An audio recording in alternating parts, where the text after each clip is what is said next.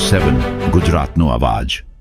નમસ્કાર દર્શક મિત્રો, i7 ન્યૂઝ ગુજરાતીની સાથે હું છું આપની સાથે પાયલ બામભણિયા। તો જોઈએ આજના મહત્વના સમાચાર। મહીસાગર લુણાવાડાના પટણ ચેતનપુરના નવા માર્ગ પર ભ્રષ્ટાચારની પોલ ખુલી। લેવલિંગના અભાવે વરસાદી પાણી ભરાયા। રોગચાળાની દહેશત। આરએડવી જિલ્લા પંચાયત દ્વારા લાખોના ખર્ચે બનેલો નવો રસ્તો 6 મહિનામાં જ તળાવમાં ફેરવાયો। યોગ્ય લેવલિંગ ન થવાને કારણે રસ્તા પર વરસાદી પાણીનો ભરાવો। વાહન ચાલકો અને રાહદારીઓને ભારે હાલાકી। ગ્રામજનોમાં ભારે રોષ। ગંદા પાણીના ભરાવાના કારણે મચ્છરોનો ઉપદ્રવ વધતા રોગચાળો ફાટી નીકળવાનો ભય। પટણથી ચેતનપુર જતા આ રસ્તા નિર્માણમાં કામમાં ભારે બેદરકારી દાખવવામાં આવી હોવાનું સ્પષ્ટ દેખાઈ રહ્યું છે। રસ્તાનું લેવલ યોગ્ય રીતે કરવામાં આવ્યું ન હોવાથી ચોમાસાની શરૂઆતમાં જ રસ્તા પર પાણીના નિકાલની કોઈ વ્યવસ્થા બચી નથી।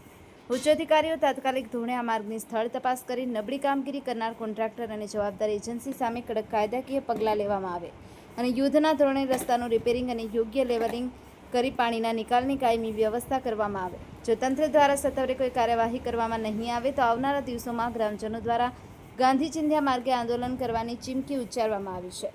Bureau report i7 news Gujarati, Mahisagar.